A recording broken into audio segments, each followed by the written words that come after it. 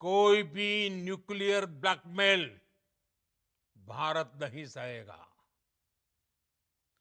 Nuclear blackmail की आड़ में पनप रहे आतंकी ठिकानों पर भारत सटीक और निर्णायक प्रहार करेगा। नमस्कार दोस्तों, वेलकम एक नई वीडियो में। वीडियो आज पूरी देखना। हम आपको बताएंगे कि ऑपरेशन सिंदूर में इंडियन एयरफोर्स की तरफ से पाकिस्तान की कौन कौन सी जगहों पर हमला हुआ, कौन कौन सी जगह उनकी डिस्ट्रॉय हुई और न्यूक्लियर वेपन यूज करने के लिए पाकिस्तान ने एक बैठक बुलाई थी और वही धमकी देते हुए उन्होंने यूएसए को और यूरोपीय यूनियन को मिलाते हुए हाथ भी जोड़े। उसकी वजह क्या थी कि वो सीज फायर के लिए इतना उतावले हो गए थे कि प्रिय देशवासियों, नमस्कार। हम सभी ने बीते दिनों में देश का सामर्थ्य और उसका संयम दोनों देखा है। मैं सबसे पहले भारत की पराक्रमी सेनाओं को,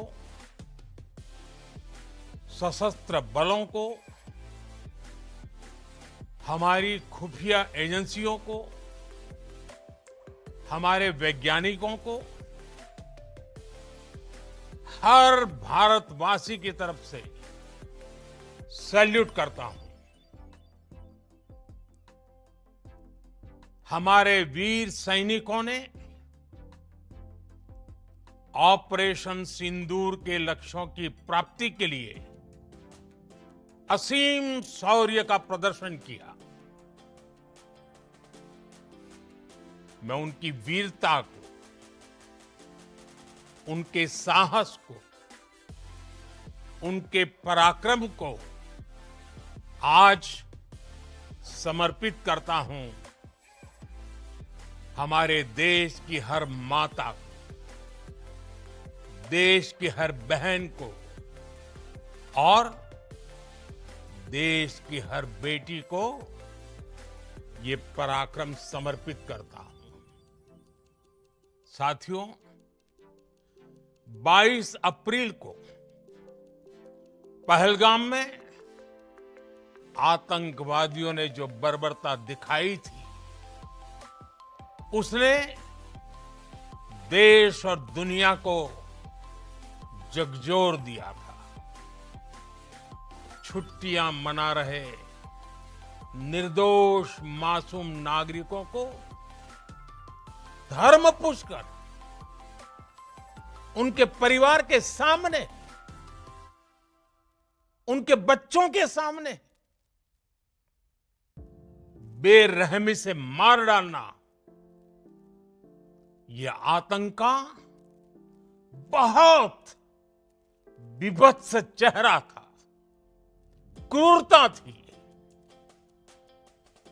ये देश के सद्भाव को तोड़ने की घिनौनी कोशिश भी थी। मेरे लिए व्यक्तिगत रूप से ये पीड़ा बहुत बड़ी थी।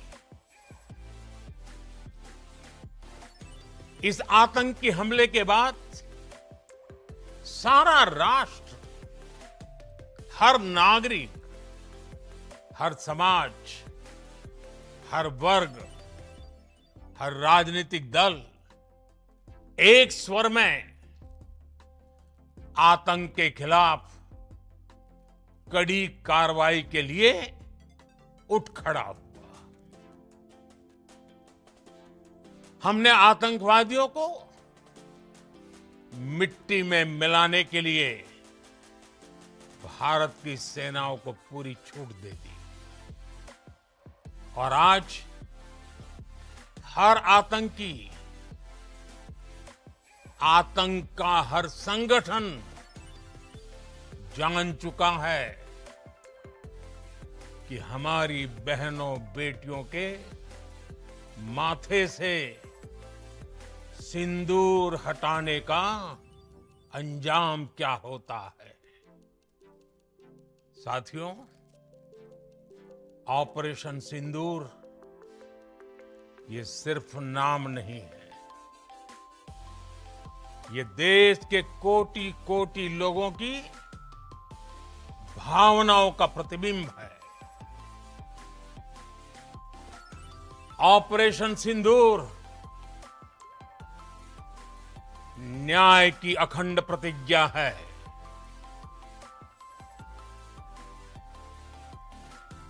6 मई की देर रात, 7 मई की सुबह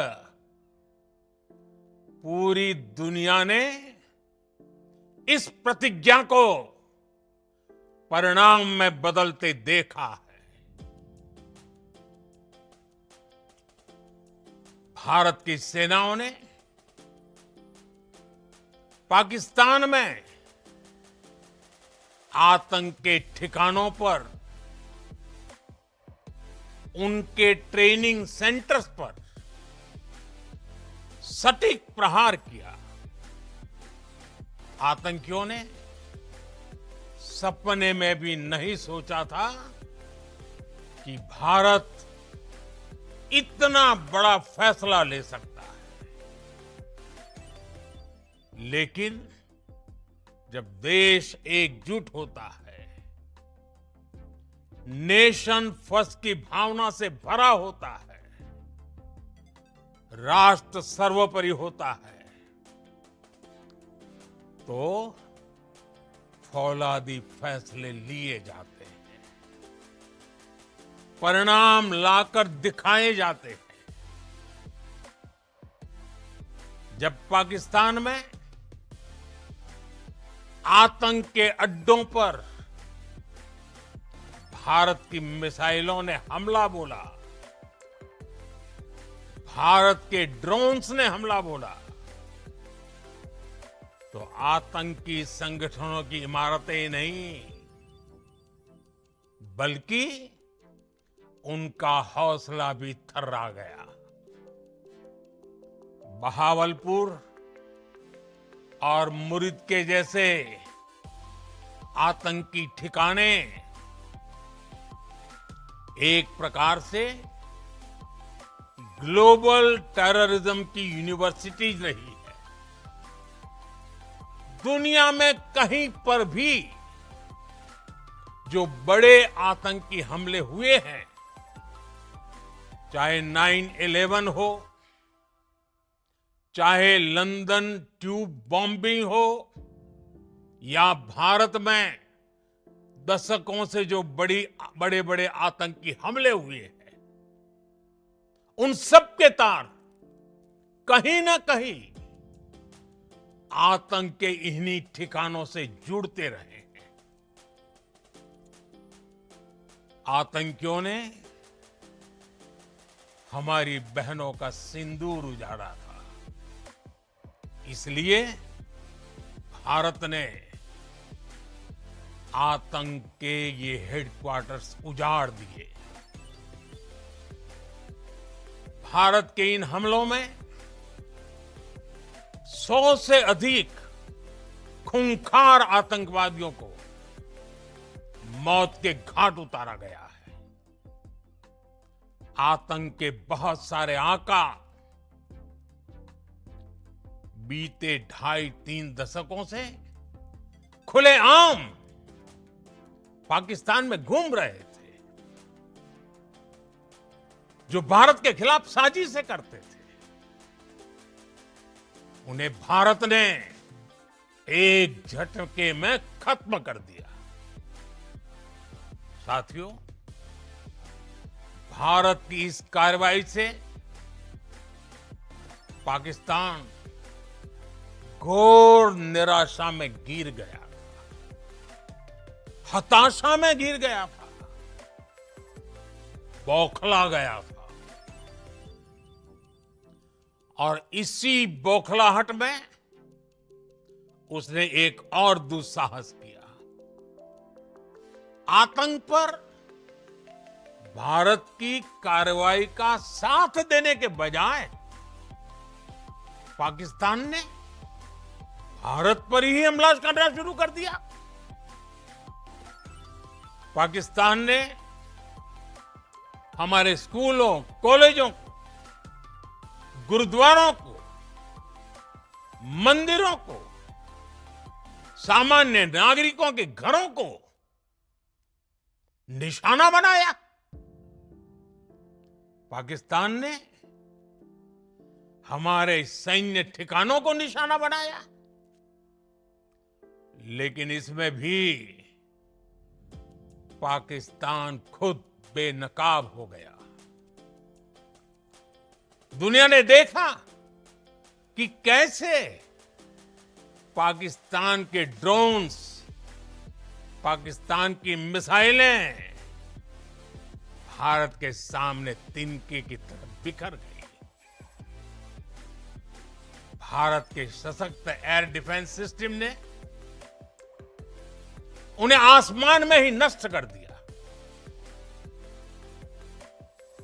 पाकिस्तान की तैयारी सीमा पर वार की थी, लेकिन भारत ने पाकिस्तान के सीने पर वार कर दिया। भारत के ड्रोन्स, भारत की मिसाइलों ने सटीकता के साथ हमला किया। पाकिस्तानी वायुसेना के उन एयरबेस को नुकसान पहुंचाया, जिस पर पाकिस्तान को बहुत घमंड था। भारत ने पहले 3 दिनों में ही पाकिस्तान को इतना तबाह कर दिया, जिसका उसे Audio Jungle.